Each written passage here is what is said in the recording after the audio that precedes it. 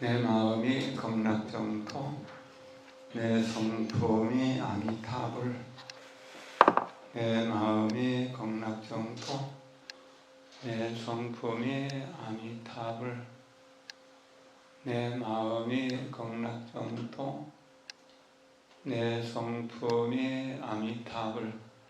어제는 동강사 갔다 오고 오늘은 이제 한의역사를 이렇게 왔는데, 곧 꽃나라 전부 꽃이면 온 동네가 꽃잔치, 꽃동네.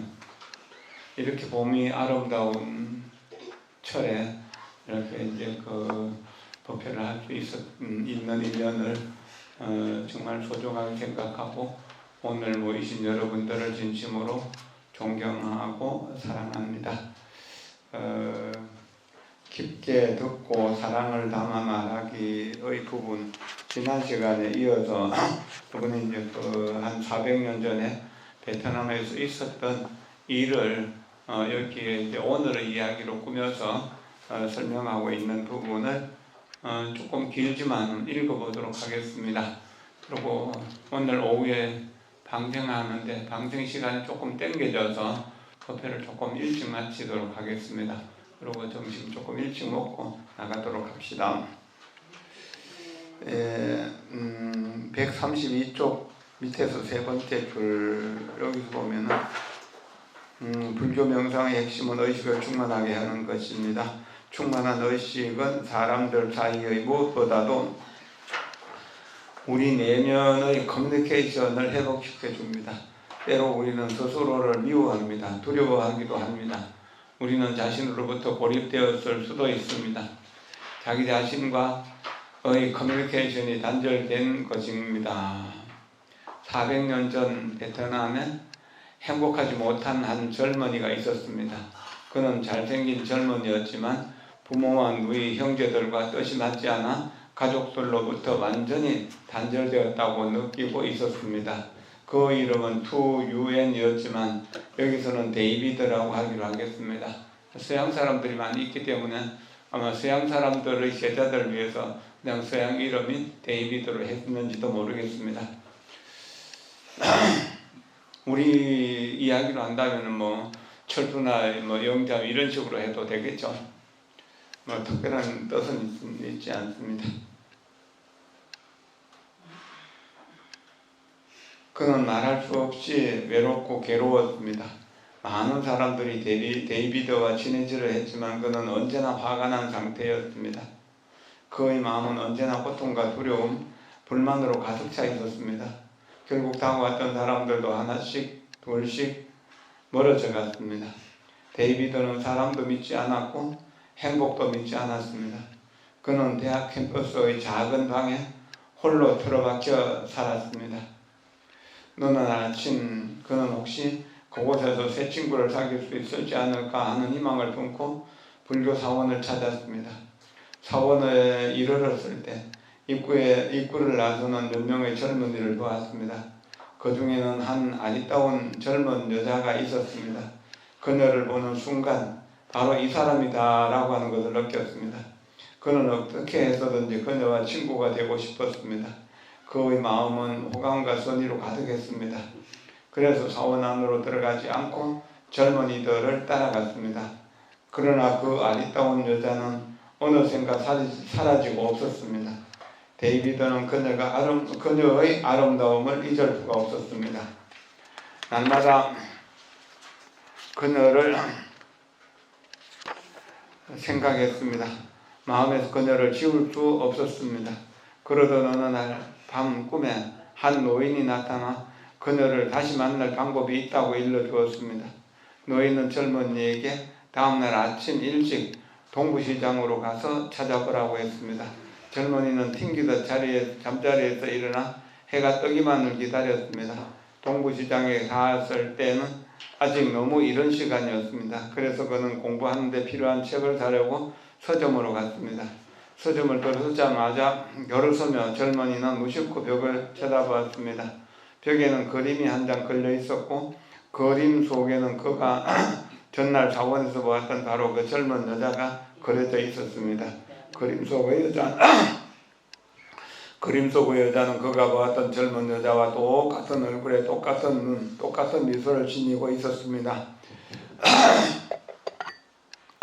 데이비드는 책을 사는 대신 그 그림을 사가지고 집으로 돌아왔습니다.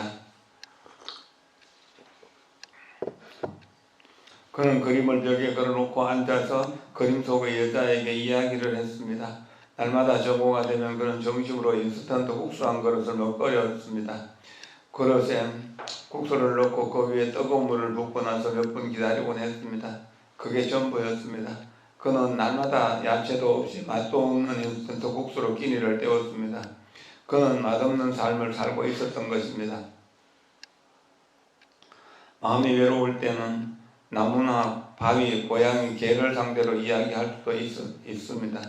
사람하고 사는 것보다 고양이와 함께 사는 게 더 쉬울 수도 있습니다.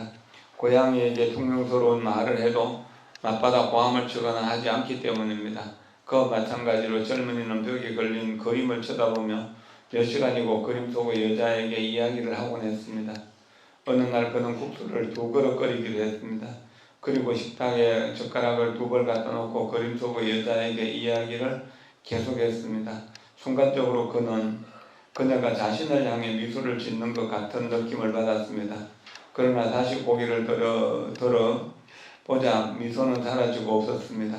국수를 반 그릇쯤 비웠을 무렵 그는 젓가락을 놓았습니다. 음식이 맛이 없었던 것입니다. 그의 삶에는 아무런 의미가 없었습니다. 다시 고개를 들어 그림을 쳐다보았습니다. 이번에는 그림 속의 여자가 분명히 자신을 향해 미소를 짓고 있었습니다. 그렇게 생각한 순간 갑자기 여자가 그림 속에서 걸어 나왔습니다. 그리고는 그에게 말했습니다. 어떻게 이런 식으로 국수를 먹나요? 그런 다음 그녀는 사라졌습니다. 잠시 후 그녀는 신선한 야채가 가득 들어있는 바구니를 가지고 다시 나타났습니다. 곧 재빠른 솜씨로 양파와 후추, 신선한 야채를 듬뿍 넣어서 맛있는 국수 2그릇을 끓였습니다. 젊은이는 이루 말할 수 없이 행복했습니다. 삶 속으로 멋진 친구가 들어온 것이었습니다. 그녀는 천사였습니다. 그녀는 자신의 이름이 안젤리나라고 일러주었습니다. 그러나 젊은이는 마음이 온통 여러 가지로 괴로움으로 가득 차 있어 어떤 식으로 자신의 마음을 전해야 하는지 몰랐습니다. 그는 그녀를 사랑했습니다. 그러나 그녀가 충고해 주어도 그는 어떤 식으로 귀담아 들으려고 하는지 알지 못했습니다. 친절하고 상냥하게 말을 하려면 어떻게 해야 하는지도 알지 못했습니다. 우리 주변에도 그런 사람들이 많이 있죠. 부모하고도 대화를 못하고 친구하고도 대화를 못하는 그런 외톨이인 사람들이죠. 그는 날마다 술을 마셨습니다. 술에 취하면 몹시도 불통스럽게 굴었습니다. 마음에 괴로움과 화가 가득할 때에는 고통을 덮어버리기 위해 술이나 약물에 손을 대게 됩니다. 데이비드만 탓할 수는 없는 일입니다. 그토록 많은 고통과 화를 참고 견디는 게 그로서는 너무도 힘든 일이었습니다. 아무도 그에게 깨어있는 의식으로 호흡하고 걷고 고통을 포용하며 그것을 변형시키며 삶을 사는 방법을 가르쳐주지 않았습니다. 결국 안젤리나는 그의 곁을 떠날 수밖에 없었습니다. 마음에 화가 가득한 사람 마음 속이 온통 괴로움뿐이어서 다른 사람의 이야기에 귀를 기울이거나 마음을 주고받을 수는 줄 수 없는 사람과 함께 산다는 것은 불가능한 일이었기 때문입니다. 실제로 서로 사랑한다고 말하면서 사랑하는 방법을 모르기 때문에 이혼을 선택하고 갈랐을 수밖에 없는 그런 사실들이 우리 주변에도 많이 있고, 또 함께 산다고 하더라도 하루 종일 말 한마디 안 하면서 그렇게 사는 사람들도 상당히 많이 있다고 합니다. 이것은 참 안타까운 일이고 슬픈 일이고 고통스러운 일이죠. 그녀가 자신의 곁을 떠났다는 사실을 깨달았을 때 데이비드는 너무도 괴로워서 자살하려고 했습니다. 목숨을 끊을 준비를 하다가 문득 그는 언젠가 안젤리나가 들려주었던 이야기를 떠올렸습니다. 어느 화창한 날 아침 그녀는 처음 만났던 사원으로 그를 데려갔습니다. 그날 아침 사원에서는 한 성녀가 상대방을 존중하는 향기를 담아 서로의 의사를 주고받는 방법에 대해서 설법하고 있었습니다. 안젤리나가 말했습니다. 데이비드 앞으로 혹시 내가 필요하거나 나와 함께 있고 싶을 때는 저 성령의 말을 말하는 향기를 써보도록 하세요. 그는 시장으로 달려갔습니다. 그리고는 향을 한 꼬름이 사서 그 자리에서 한꺼번에 향을 10개나 태웠습니다. 그리고 가만히 앉아 기다렸습니다. 1시간이 넘게 시간이 흘렀지만 안젤리나는 아직 나타나지 않았습니다. 절망에 빠질 즈음 그는 문득 그날 아침 성녀가 했던 다른 이야기를 떠올렸습니다. 성녀는 마음의 향기에 대해 이야기했습니다. 마음의 향기에는 5가지가 있는데 의식을 충만하게 하는 수행과 집중, 통찰, 해방, 그리고 해방의 구현이 마음의 향기를 가져다 준다는 것이었습니다. 그는 마음의 향기를 사용하는 방법을 터득하지 못하고 안젤리나에게 자신의 마음을 전할 수 없다는 사실을 깨달았습니다. 여기서 말하는 5가지 향기는 첫째는 계율을 잘 지니는 향기입니다. 언제나 깨어있는 마음의 향기이죠. 둘째는 선정의 향기입니다. 그 계율을 잘 지키면 세속에 대한 생각, 번뇌가 없어지기 때문에 고요한 선정 속에 들기가 아주 쉽습니다. 그렇게 선정 속에 들면은 고요한 물에 만물이 비치는 것처럼, 깨끗한 거울에 만상이 그대로 비치는 것처럼 그 선정의 마음에 지혜가 드러나게 되는 것입니다.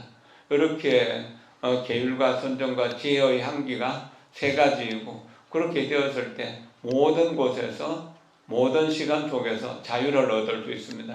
이것을 해탈의 향기라고 합니다. 해탈의 향기를 얻었을 때 나는 해탈의 향기를 얻었구나 하는 순간 고통받는 중생들을 바라보면서 중생들을 제도하겠다는 소원을 세웁니다. 이게 해탈 직연의 향기입니다. 개향, 정향, 해향, 해탈향, 해탈 직연향 하면서 우리가 아침 예불 혹은 저녁 예불 할 때 그렇게 하는 이유가 여기 있습니다. 스스로 이렇게 부처님과 같은 5분 법신향을 피우는 것, 이것이 수행에 굉장히 중요한 덕목이 되는 것이고, 또한 그런 수행을 우리의 삶의 어떤 기준으로 삼고 있습니다. 계율과 선정과 지혜와 그 다음에 해탈과 해탈직연이라고 하는 것이죠. 이렇게 향기를 키워나가는 것, 이것을 수행을 정장시켜 나가는 것이라고 할 수 있습니다. 첫째는 의식을 충만하게 하는 수행입니다. 여기서 나오는 향기죠. 의식을 충만하게 한다는 것은 언제나 깨어있다는 것, 자비와 지혜 속에 산다는 것이죠. 의식을 충만하게 하는 5가지 수행 가운데 하나가 커뮤니케이션에 관한 것, 즉 깊게 듣고 사랑 담아 말하며 말하는 수행입니다. 상대방의 말을 깊이 귀담아 듣고 사랑을 담아서 말하는 수행 없이는 다른 사람들과 마음을 주고받을 수 없습니다. 장터에 앉은 그의 내리에 자신의 삶이 스쳐갔습니다. 그는 자신의 아버지, 어머니는 물론 누이나 형제, 친구들과도 심지어 안젤리나와도 단 한 번 마음을 제대로 주고받은 적이 없었음을 깨달았습니다. 의식을 충만하게 하는 수행을 행하지 않고 있었던 것입니다. 그 순간 그는 모든 것을 깨달았습니다. 그는 이제 더 이상 자신의 괴로움이 부모의 탓이라고 생각하지 않았습니다. 그리고 모든 것이 자기 자신의 책임이라는 것을 알게 되었습니다. 한 번도 주의 깊게 말하거나 듣지 않았고 자신이 다른 사람에게 상처를 주었다는 사실을 깨달은 것입니다. 그는 자신의 책임을 인정하고 받아들였습니다. 그런 통찰이 온 순간 데이비드의 그런 통찰이 온 순간 데이비드의 마음은 분노에서 노예나 활짝 열리기 시작했습니다. 그는 똑같은 자세로 30분가량을 앉아 있었습니다. 그때 갑자기 안젤리나가 나타났습니다. 그녀는 마음에 언제나 사랑을 품고 있었던 것입니다. 새롭게 시작하는 방법을 깨닫는 순간 안젤리나는 반드시 우리를 용서하고 돌아온다. 그림 속에서 끌어나와 우리의 삶 속으로. 실제로 우리는 이러한 경험을 쉽게 할 수가 없습니다. 모든 문제가 나에게 있어서 남을 원망하거나 탓할 수 없다는 이런 마음을 낸다는 게 굉장히 어려운 일입니다. 그러나 우리가 깊이 생각해 보면 결국 모든 문제는 내가 선택한 것이고 내가 결정한 것이고 내가 실행한 것이거든요. 말 속에서, 행동 속에서, 생각 속에서 그렇게 했던 것이 나를 괴롭히는 원인이 되었다는 것. 이런 사실을 알면 남을 원망할 수 없는 것입니다. 남에게 도움을 줄 수 있을지언정 남에게 피해를 줄 수는 없게 되는 것이죠. 이것은 아주 큰 깨달음입니다. 이 깨달음을 얻었을 때 안젤리나가 다시 나타나게 된 것이죠. 우리 모두는 몇 명인가의 안젤리나를 가지고 있습니다. 우리는 우리 자신이 그녀를 어떤 식으로 대했는지 깊이 생각해 봐야 합니다. 어떤 식으로 말을 했는지, 어떻게 대했는지, 어떻게 괴롭혔는지 이 질문들에 대해 깊이 생각하지 않으면 안 됩니다. 자두마을에는 깨달음의 참된 거울이라는 의미의 탐칸이라는 이름을 가진 21살의 성녀가 있습니다.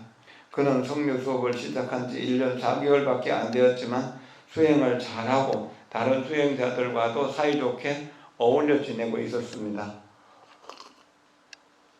그는 나의 수행원입니다. 아침이면 내게 조반을 가져다 주고 밖에 나갈 일이 생기면 검은색 소형차에 나를 태우고 운전을 합니다.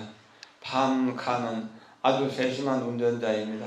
차에 오르면 언제나 다음과 같은 구절을 朗송하며 호흡을 고르곤 합니다. 차를 출발시키기 전에 나는 내가 어디로 가는지 알고 있다. 차와 나는 하나이다. 차가 빨리 가면 나도 빨리 갈 것이다. 그와 함께 있으면 언제나 마음이 행복했습니다. 그하고는 완벽할 정도로 마음이 통하기 때문입니다. 우리도 마음이 통하는 사람과 함께 앉았으면 행복하고 마음이 안 통하는 사람과 앉았으면 불편하고 불행한 것을 많이 느끼겠죠. 가령 가족들이라고 하더라도 마음이 통할 때는 함께 있는 것이 좋지만 마음이 막혀버리면 함께 앉아있는 것이 지옥이 되는 것이잖아요. 누구나 그렇습니다. 매일 아침 스승과 제자인 우리 두 사람은 조용히 마주 앉아서 조반을 먹습니다. 어느 날 아침 나는 그에게 데이비드와 안젤리나의 이야기를 들려주었습니다. 그는 그 이야기를 재미있어 했습니다. 나는 마음을 담아 그를 보며 말했습니다.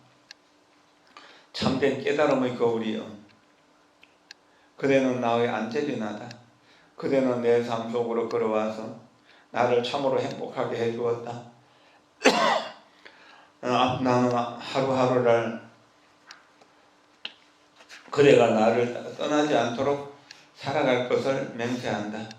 그는 깊은 감동을 받은 것 같았습니다. 그것은 참사랑의 고백이었습니다. 그렇지만 그가 말했습니다. 딸이 스승님, 전 안젤리나만큼 국수를 잘 만들지 못하는데요. 나는 숨을 거두지 않은 채 말했습니다. 아들이여, 제자여, 국수를 잘 만들지 않고도 얼마든지 나를 행복하게 해줄 수 있다. 국수라면 여형제들 중에도 잘 만드는 사람들이 얼마든지 있지 않은가. 그대는 늘 하는 대로 나를 차에 태워 데리고 다니기만 하면 된다. 그것만으로도 나는 충분히 행복하다. 그는 이 말을 듣고 기분이 좋은 것 같았습니다. 자두마을의 암자에는 작은 영상홀이 있습니다. 그곳에 나는 모든 안젤리나들의 사진을 걸어두었습니다. 그림 속에서 걸어내려와 삶 속으로 들어와 준 100명의 사람들, 50명의 성녀와 여성, 그리고 자두마을의 가족들이 되어 살고 있는 50명의 일반인들. 우리는 걷는 명상을 하고 좌선을 하고 의식을 담아 먹고 움직이는 수행, 의식의 종과 평화의 맹세 같은 수행을 합니다.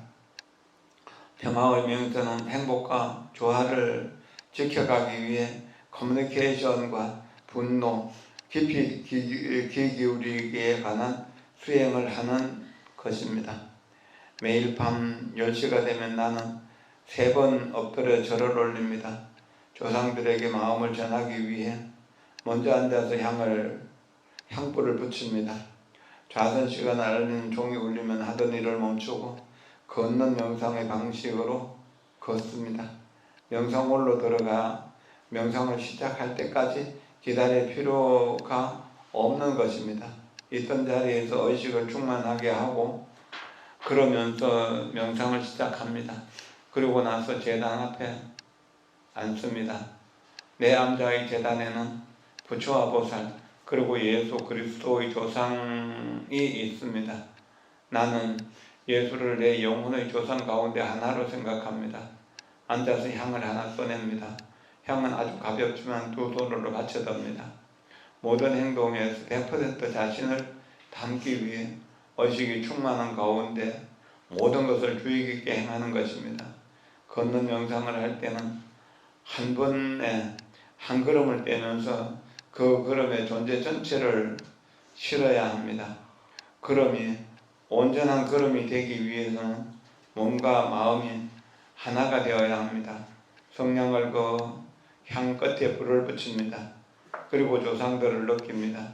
그때 나는 조상들과 하나가 됩니다. 틱나탄 스님 성가에는 한쪽에는 부처님을 모시고 또 한쪽에는 역사 속에서 자기의 서성으로부터 시작해서 서성의 서성까지 모든 서성들을 모십니다. 그 서성 중에는 이제 다른 종교의 성직자들도 들어 있습니다. 그렇기 때문에 예수의 상도 넣는 것입니다.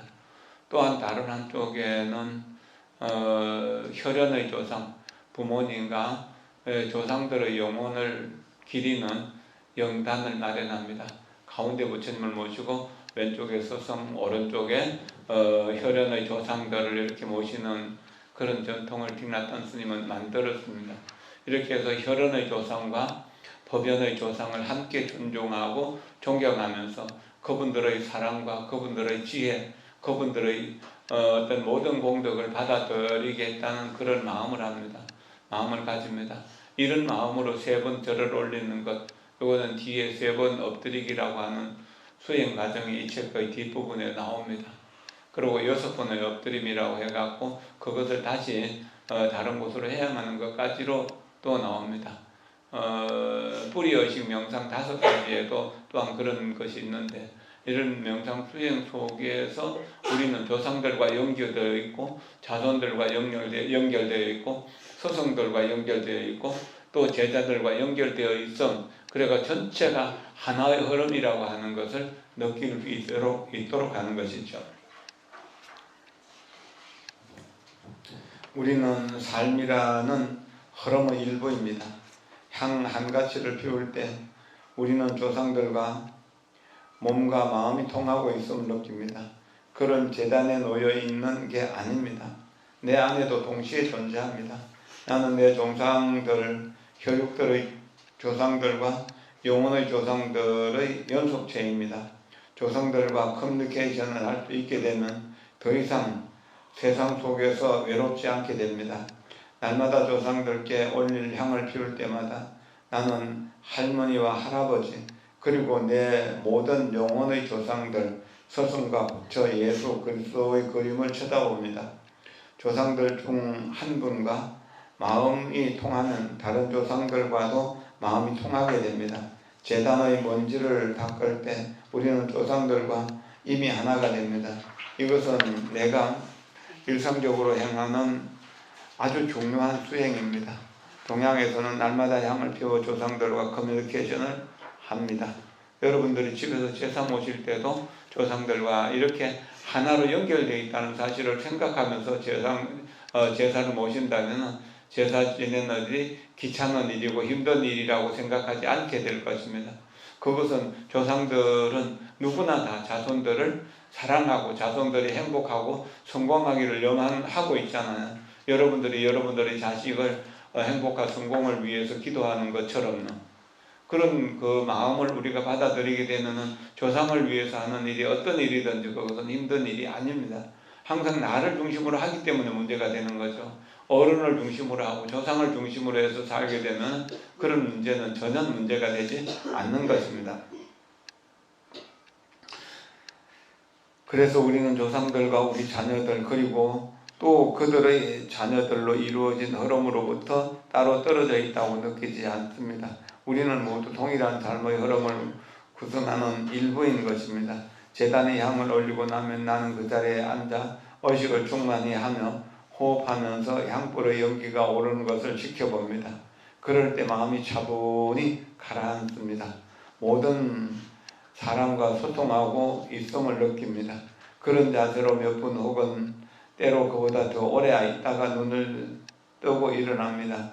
그리고는 내 모든 안젤리나들에게 절을 올리고 앉아서 명상을 시작합니다. 그들 모두가 정말로 나와 함께 앉아 있는 듯한 느낌을 느낍니다.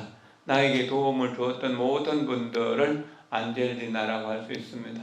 여기서 안젤리나라고 하는 말은 관세음보살이라고 하는 말을 바꿔도 좋을 것입니다. 모든 도움을 주시는 분들이 나의 어머니다라고 생각하고 관세음보살은 나의 어머니처럼 우리를 보살펴 주시는 분이다라고 이렇게 해도 좋겠죠. 안젤리나가 돌아오자 데이비드는 마침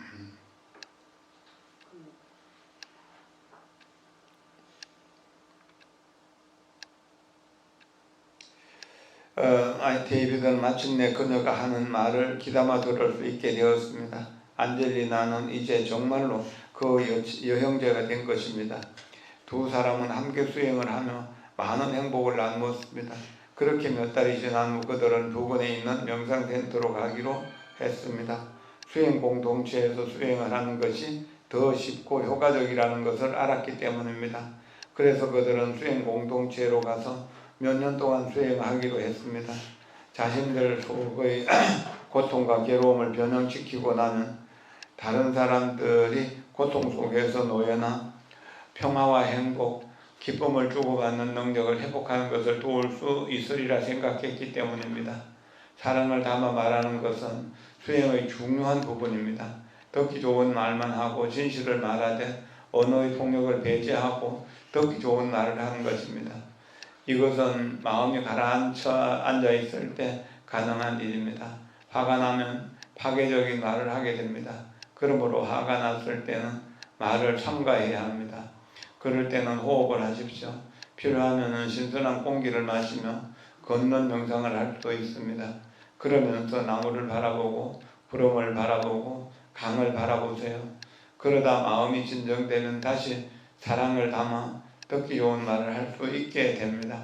혹시 말을 하다가 또다시 화가 나면 말을 멈추고 호흡에 집중하십시오. 이것이 바로 의식을 충만하게 하는 수행입니다.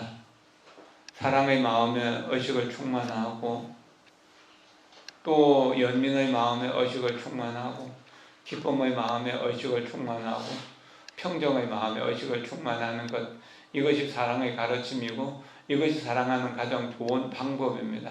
이 방법을 써서 우리가 일상생활을 살다 보면 이런 커뮤니케이션 장애를 치유할 수 있는 힘이 생기고, 그래서 다른 사람들이 그런 일 때문에 힘들고 어려워하는 것을 치유할 수 있는 힘을 얻게 될 수 있습니다. 우리는 말하고 싶은데 말을 할 수 없는 상황들, 또 내가 정말로 내 마음을 담아서 내 사랑을 담아서 내 혼을 담아서 이야기하는데도 상대방은 아무 관심 없이 엉뚱한 짓만 하고 있을 때 화가 나고 속이 상하죠.